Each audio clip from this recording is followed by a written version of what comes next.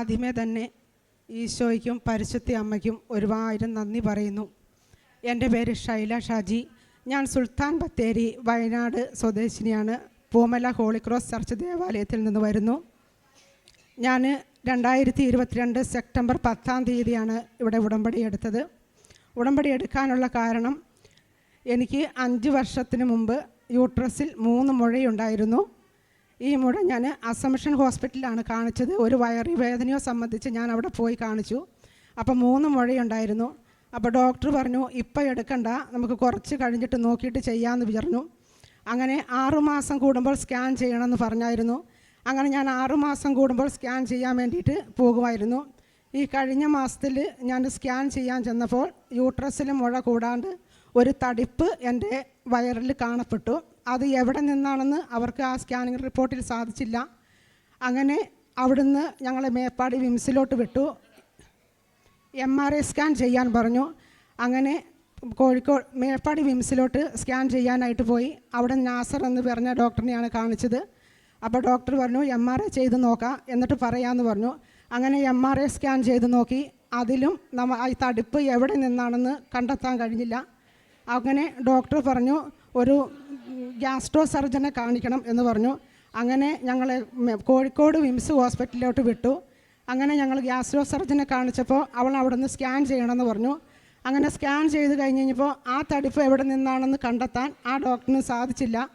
അങ്ങനെ ആ ഡോക്ടർ ഞങ്ങളോട് പറഞ്ഞു, നിങ്ങൾ തിരിച്ച് മേപ്പാടി വിംസിൽ തന്നെ ഗൈനക്കോളജിസ്റ്റിനെ കാണിക്കാൻ പറഞ്ഞു. അങ്ങനെ ഞങ്ങൾ തിരിച്ച് ഗൈനക്കോളജിസ്റ്റിനെ കാണിക്കാനായിട്ട് തിരിച്ച് വീണ്ടും വന്നു. അപ്പോൾ ഡോക്ടർ കുറച്ച് നേരം റിസൾട്ട് എല്ലാം നോക്കിയിട്ട് പറഞ്ഞു, ഇതൊരു ക്യാൻസറിൻ്റെ ലക്ഷണമാണ്. ഇത് എനിക്ക് ഇവിടെ നിന്ന് ചെയ്യാൻ പറ്റില്ല. എനിക്ക് ചെയ്യണമെങ്കിൽ ഒരു ഓങ്കോളജിയുടെ സഹായം കൂടി മാത്രമേ ഇത് ചെയ്യാൻ പറ്റുള്ളൂ എന്ന് പറഞ്ഞു. അതിന് ഒരു 3 ലക്ഷം രൂപ ചിലവാകും. അതുമാത്രമല്ല, ഇനി അത് ചെയ്യണമെങ്കിൽ നെഞ്ച് തൊട്ട് താഴെ വരെ ഒരു ഓപ്പൺ ബെല്ല് സർജറി ആയിരിക്കും.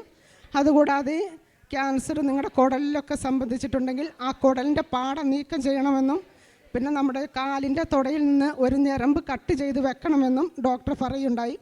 അപ്പോൾ എൻ്റെ ചേട്ടായിക്കും എനിക്ക് ഭയങ്കര വിഷമമായി. കാരണം എൻ്റെ ചേട്ടായിക്ക് ഒരു കാലിന് സുഖമില്ലാത്ത ചേട്ടായിയാണ്. അപ്പം ഞാൻ ഇല്ലാണ്ട് ചേട്ടായിക്ക് ഒന്നിനും പറ്റിയല്ല. അപ്പോൾ എനിക്ക് മാനസികമായിട്ട് ഭയങ്കര വിഷമമായിരുന്നു. അങ്ങനെ ഡോക്ടർ പറഞ്ഞു, നിങ്ങൾ ഒരു കോഴിക്കോടേക്ക് ഞാൻ ഒരു ഗ്യാസ്ട്രോ സർജനെ ഒന്നുകൂടി എഴുതാം, നിങ്ങളൊന്ന് പോയി നോക്കാൻ പറഞ്ഞു. അങ്ങനെ ഞങ്ങൾ ഗ്യാസ്ട്രോ സർജനെ കാണിക്കാനായിട്ട് ഞങ്ങൾ വീണ്ടും കോഴിക്കോടേക്ക് തിരിച്ചു വന്നു. അന്നേരമാണ് എനിക്ക് എൻ്റെ അപ്പച്ചൻ്റെ പെങ്ങളുടെ മോൻ്റെ ചേച്ചി ഭർത്താവാണ് എനിക്കിങ്ങനെ കൃപാസനത്തിൻ്റെ കാര്യം പറഞ്ഞു, നിനക്കൊന്ന് സർജറിക്ക് മുമ്പ് നിനക്കൊന്ന് കൃപാസനത്തിൽ പോയിക്കൂടെ എന്ന് ചോദിച്ചു. അപ്പോൾ ആദ്യം ഞാൻ വിചാരിച്ചു, ഇത്ര അടുത്തില്ലേ ചേച്ചി ഇവിടെ ഇരിപ്പുണ്ട് കേട്ടോ, അപ്പോൾ ഇപ്പം ഇത്ര അടുത്തില്ലേ, ഇനി ഞാൻ എന്തിനാ ഇപ്പം പോകണോ എന്ന് ചോദിച്ചു.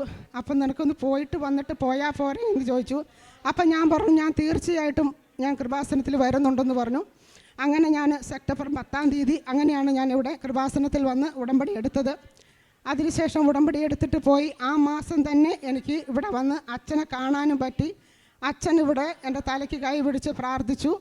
പക്ഷേ എനിക്ക് സാക്ഷ്യം പറയണമെന്ന് അച്ഛൻ പറഞ്ഞില്ല. പക്ഷേ എനിക്ക് സങ്കടം വന്നു അങ്ങനെ പറയാതിരുന്നപ്പോൾ. പക്ഷേ എൻ്റെ തൊട്ടടുത്തിരുന്ന കുട്ടി ഒരു അക്രൈസ്തവ കുട്ടിയായിരുന്നു. ആ കുട്ടീനോട് പറഞ്ഞു, നീ ജനുവരിയിൽ വന്ന് സാക്ഷ്യം പറഞ്ഞിരിക്കും എന്ന് പറഞ്ഞു. അപ്പോൾ ഞാൻ പറഞ്ഞു ആ സാക്ഷി എനിക്കും കൂടിയാണ്. ഞാനും ആ ജനുവരിയിൽ വന്ന് സാക്ഷ്യം പറഞ്ഞിരിക്കും അമ്മ പ്രതിഷ്ഠപ്പെട്ട സ്ഥലത്ത് എനിക്കും ഈ ജനുവരിയിൽ വന്ന് സാക്ഷ്യം പറഞ്ഞിരിക്കണം അമ്മയെന്ന് ഞാൻ പൊട്ടിക്കരഞ്ഞു. അങ്ങനെ ഞാൻ തിരിച്ചു പോയി. ഞാൻ ഡോക്ടറിനെ കാണാൻ ചെന്നു. ഡോക്ടറിനെ കണ്ടു കഴിഞ്ഞ് ഡോക്ടർ എഴുതിയത് ഓങ്കോളജി വിഭാഗത്തിലേക്കാണ് എന്നെ എഴുതിയത്. അങ്ങനെ ഞാൻ അവിടെ ചെന്നു. അങ്ങനെ ഓപ്പറേഷൻ 7-ാം തീയതി എൻ്റെ നിശ്ചയിച്ചു. അങ്ങനെ ഓപ്പറേഷൻ ചെയ്തിട്ട് പിന്നെ ഡോക്ടർ പറഞ്ഞു, ചേട്ടായിനോട് പറഞ്ഞു, ഇത് ഒരു ഓവറിയിലാണ് തടിപ്പ്, ഓവറിയിൽ മാത്രമേ ഉള്ളൂ, വേറെ അങ്ങോട്ട് സ്പ്രെഡ് ചെയ്തിട്ടില്ല, കുടലിലോട്ടൊന്നും സ്പ്രെഡ് ചെയ്തിട്ടില്ല, അതുകൊണ്ട് ഓവറിയിൽ മാത്രമാണ് നിങ്ങൾക്ക് അതുള്ളത്, നമുക്ക് നോക്കിയിട്ട് ഹീമോ ചെയ്യാം എന്ന് പറഞ്ഞു. അങ്ങനെ ചേട്ടായിനോട് പറഞ്ഞപ്പോൾ ചേട്ടായിക്ക് ഭയങ്കര വിഷമമായി. എൻ്റെ കാശ് രൂപം ഞാൻ കഴുത്തേലിട്ടേക്കായിരുന്നു.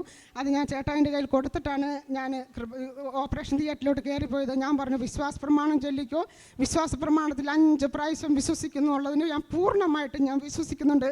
5 പ്രാവശ്യം വിശ്വസിക്കുന്നു അമ്മേ. അങ്ങനെ പറഞ്ഞ് ഞാൻ കയറി. എനിക്ക് യാതൊരു കുഴപ്പമില്ലാണ്ട് എൻ്റെ പറഞ്ഞ പോലെ ഒന്നും ഇവിടം തൊട്ടൊന്നും കീറേണ്ട വന്നില്ല. സാധാരണ ചെറുതായിട്ടായിരുന്നു. ആ ഓവറിയിൽ നിന്നിട്ട് യൂട്രസ് ഓവറി എടുത്തു എൻ്റെ, അതിൽ ഒന്നുമില്ലായിരുന്നു. പിന്നെ കഴിഞ്ഞ ഇത് ഒക്ടോബർ മാസം 17-ാം തീയതിയാണ് എൻ്റെ റിസൾട്ട് വന്നത്. അന്ന് വരെ എനിക്കൊരു ഉളവോളം കണ്ണടയ്ക്കാനോ എനിക്കൊന്ന് ഉറങ്ങാനോ സാധിക്കുന്നില്ലായിരുന്നു. ഇങ്ങനെ ചെയ്യണമെങ്കിൽ ഞാൻ എന്ത് ചെയ്യും? എനിക്ക് ആ ഹോസ്പിറ്റലിൽ ചെന്നിരിക്കുമ്പോൾ എല്ലാവരെയും കാണുമ്പോഴൊക്കെ ഭയങ്കര വിഷമമായിരുന്നു. ഞാൻ ചെല്ലും, എനിക്ക് അറിയത്തില്ലായിരുന്നു ഈ ഓങ്കോളജി എന്താണെന്ന്. എനിക്ക് അത്ര വിദ്യാഭ്യാസം ഇല്ല, പെട്ടെന്ന് എനിക്ക് മനസ്സിലായില്ലായിരുന്നു. പിന്നെയാണ് ചെന്നിരിക്കുമ്പോഴാണ് എല്ലാവരും തല മൊട്ടയടിച്ചു, എല്ലായിടത്തും ട്യൂബൊക്കെ ഇട്ടിരിക്കുമ്പോൾ ഞാൻ വിചാരിച്ചു, എൻ്റെ ദാതാവേ എന്നെ ഇങ്ങോട്ടാണല്ലോ അയച്ചേക്കണേന്ന് വിചാരിച്ചു. എനിക്ക് ഭയങ്കര വിഷമമായിരുന്നു. പക്ഷേ എന്തായാലും റിസൾട്ട് വന്നു. ആ റിസൾട്ടിന് ഒന്നുമില്ലാണ്ട് പരിശുദ്ധ അമ്മ എന്നെ ഒരു കുഴപ്പമില്ലാണ്ട് എനിക്ക് ഇവിടം വരെ എത്തിച്ചു. യേശുവേ നന്ദി, യേശുവേ സ്തുതി. അതും പോരാ, ഞാൻ ഓരോ ദിവസം എല്ലാവരോടും കൃപാസനത്തിലെ കാര്യം പറയും. ഇന്ന് വന്നപ്പോൾ എനിക്ക് 7 പേരെ ഈ കൃപാസനത്തിലേക്ക് കൊണ്ടുവരാനും സാധിച്ചു. യേശുവേ നന്ദി.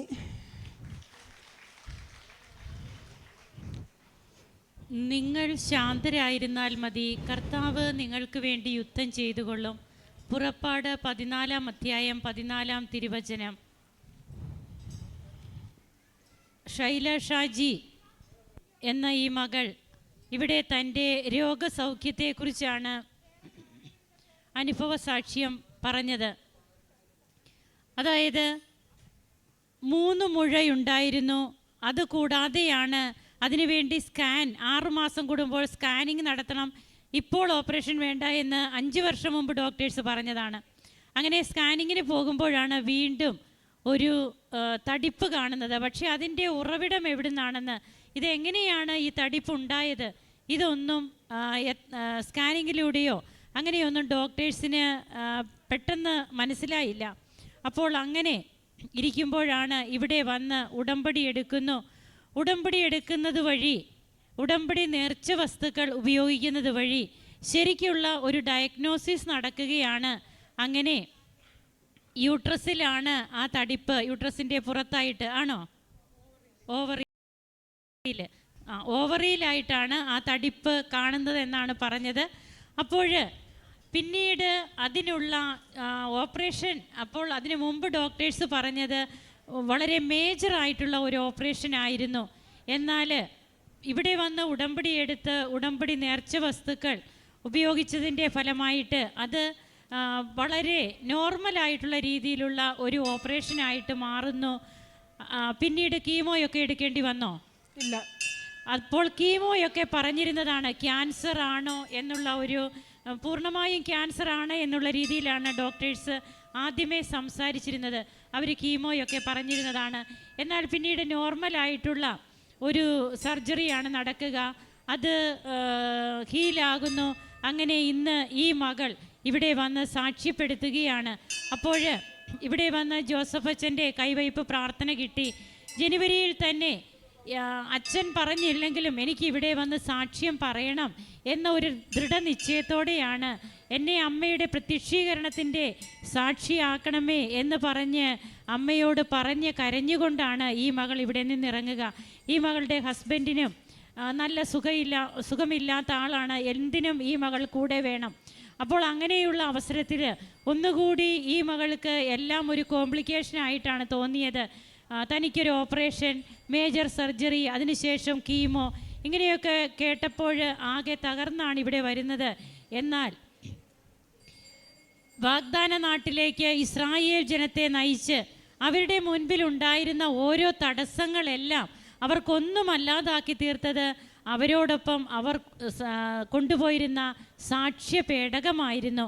അതായത് സാക്ഷ്യപേടകം ദൈവത്തിൻ്റെ സാന്നിധ്യമാണ്. അപ്പോൾ പുതിയ നിയമത്തിലെ വാഗ്ദാന പേടകമാണ് പരിശുദ്ധ അമ്മ. പരിശുദ്ധ അമ്മയുടെ സാന്നിധ്യമാണ്, പരിശുദ്ധ അമ്മയുടെ മധ്യസ്ഥമാണ് ഉടമ്പടി എടുക്കുന്ന മക്കൾ തേടുന്നത്. അങ്ങനെ അവരുടെ മുൻപിൽ വരുന്ന ഓരോ തടസ്സങ്ങളും അമ്മയുടെ സാന്നിധ്യത്തിലൂടെ, അമ്മയുടെ മധ്യസ്ഥത്തിലൂടെ അതെല്ലാം നീങ്ങിപ്പോവുകയാണ്. മേജർ എന്ന് പറഞ്ഞിരുന്ന പല കാര്യങ്ങളും പിന്നീട് വളരെ ക്രിട്ടിക്കൽ എന്ന് പറഞ്ഞിരുന്നത് അത് അമ്മ അങ്ങനെയൊന്നും പോകാതെ അമ്മയുടെ മാധ്യസ്ഥം വഴി അത് വളരെ നോർമലാക്കി തീർക്കുകയാണ്. നമുക്ക് കരങ്ങളടിച്ച് പരിശുദ്ധ അമ്മയ്ക്കും തിരുക്കുമാരനും നന്ദി പറയാം. ഈശോയെ നന്ദി, ഈശോയെ സ്തുതി.